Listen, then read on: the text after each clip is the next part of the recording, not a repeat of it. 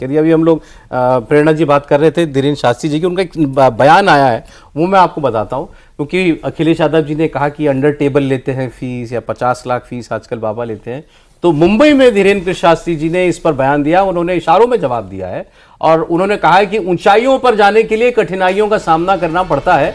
अभी लोगों को बागेश्वर बाबा सुनाई देता है, लेकिन उसके लिए कितनी कठिनाइयां मैंने सही है वो लोगों को दिखाई नहीं देता। मैं कितने दिन भूखा रहा, कितनी रातें में सोया नहीं, ये लोगों को नहीं दिखाई देता।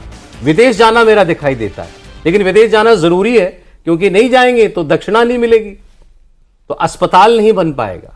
दक्षिणा उन्होंने माना, स्वीकार किया दक्षिणा हमें चाहिए, लेकिन क्यों फिर अस्पताल बनाना है, अन्नपूर्णा का भोज नहीं हो पाएगा, इसलिए हमें जाना पड़ता है। मन तो नहीं करता लेकिन फिर भी हम जाते हैं। और बाबा बागेश्वर ने फिर उसके आगे एक वाक्य कहा उनकी, तो क्योंकि टेम्परामेंट ऐसा है वो कुछ भी कह देते हैं कि मजबूरी का नाम महात्मा गांधी है। उन्होंने कहा कि भाई ये मजबूरी है हमारी कि हाँ, अब हम क्योंकि समाज के लिए इतने काम कर रहे हैं तो उसके लिए कहीं से तो हमें सहायता चाहिए। अब इसलिए दुनिया भर में लोग बुलाते हैं, हम जाते हैं और दक्षिणा एक बात बोलना हाँ जी, मैं प्रेरणा जी आ गया एक मिनट में। जो उन्होंने बात कही है कि भाई आज कोई वहां जाए, जो भी बात कर रहे हैं, उन्होंने बागेश्वर धाम जाके देखा नहीं है। जब मैं गया था तब शायद मेरे ख्याल से 500-700 आदमी उस समय आते थे। अच्छा, इतने पे आज की डेट में मेरे ख्याल से 10,000 आदमी तो नॉर्मल डे पे पहुंचता है। अगर बाबा बागेश्वर वहां पर है तो कम से कम नहीं तो 50,000 आदमी पहुंचता है। जब उन्होंने अन्नपूर्णा की सेवा शुरू करी तो वो भूखे रहे, तो उसके पीछे उनका ये संकल्प था कि यार कोई और भूखा ना रहे। तब कितने उन्होंने सोचा नहीं था कि मैं इतना बड़ा हूं। अन्नपूर्णा मतलब भंडारा, अन्नपूर्णा मतलब भंडारा। तब वो 5-10 लोग 50 लोग गांव के आ गए, तो उनको एक सेवा कर रहे जैसे दान में खिला देते हैं, उस तरीके से उन्होंने शुरू किया कि अन्नपूर्णा, भाई कोई गरीब भूखा ना जाए, मैं भूखा रहा हूं तो मैं जितना भी कर रहा हूं मैं करूं। आज टीवी के माध्यम से ले लो या उनकी ख्याति के माध्यम से ले लो, उनके प्रारब्ध के कारण से ले लो, आज प्रतिदिन 10,000 आदमी जाता है। मंगल शनिवार को कम से कम 2 से 3 लाख आदमी जाता है। अन्नपूर्णा का संकल्प तो संत बंद कर नहीं सकता, एक बार ले लिया संकल्प तो चालू रहेगा। उसमें लाखों रुपए का खर्चा होता है, कहां से लाएं? गौशाला है, हजारों गायें हैं, कहां से लाएं? हॉस्पिटल है, कहां से लाएं?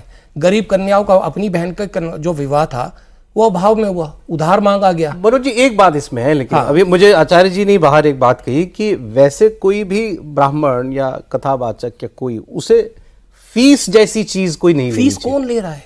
हाँ, मैं कह रहा हूं इन सब में जितने आप हैं, फीस तो कोई मैं श्रद्धा से कुछ दान करना चाहता हूँ समाज के काम के लिए, वो एक अलग चीज है। लेकिन अगर कोई धार्मिक व्यक्ति मांगने लगे, मैं नहीं कह रहा कि इनमें से कोई मांगता है, अगर कोई मांगता है तो इसमें दो फर्क है। हाँ। धार्मिक व्यक्ति अपने स्वयं की पूर्ति के लिए अगर मांग रहा है तो वो गलत है। अगर धार्मिक व्यक्ति, कोई भी संत अगर समाज के कल्याण के लिए मांग रहा है तो उसमें कोई गलती नहीं है। मैं अपने आदरणीय मेरे पिता तुल्य स्वामी रामदेव की बात करता हूं, वो कहते हैं मैं इंटरनेशनल हूं भाई, मेरे को देश विश्व की सबसे बड़ी यूनिवर्सिटी बनानी है, गुरुकुल बनाना है, जो कि पूरे विश्व के सारे लोग यहां आके पढ़ें। पहले गुरुकुल हुआ करते थे, अब गुरुकुल विलुप्त हो गए। आज कितने गुरुकुलों का नाम आपको याद है? 1 का 2 का गुरुकुल कांगड़ी पता होगा, या फिर अपना हमारा पतंजलि के गुरुकुल पता होगा। आज गुरुकुल लोग कन्वर्ट हो रहे हैं, गुरुकुल की तरफ कन्वर्ट हो रहे हैं। मेरे पास फोन आते हैं, मैं तो एक पतंजलि का बहुत छोटा सा एक सदस्य हूं, ऐसे हजारों लोग जुड़े हैं, सबके पास फोन आते हैं कि गुरुकुल में एडमिशन करा दो।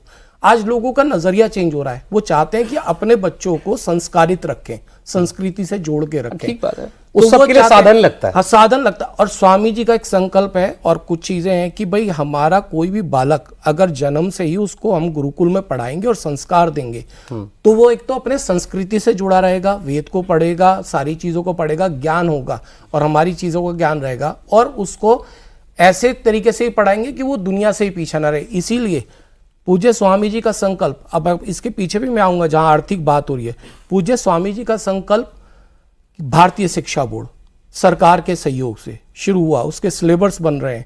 गुरु उसमें पूरा का पूरा इस तरीके का सिलेबस है कि बच्चे गुरुकुल में रह के पढ़े भी, धोती कुर्ते वाला फर्राटे की अंग्रेजी बोले और सूट बूट वाला फर्राटे की संस्कृत बोले। इसमें क्या गलत है? वो अपने संस्कारों से जुड़ा रहेगा ना। और आप बताओ ना, पहले कुतुब के आने से पहले, मतलब उनके आने से हजारों गुरुकुल होते थे, मदरसों का निर्माण होना शुरू हो गया।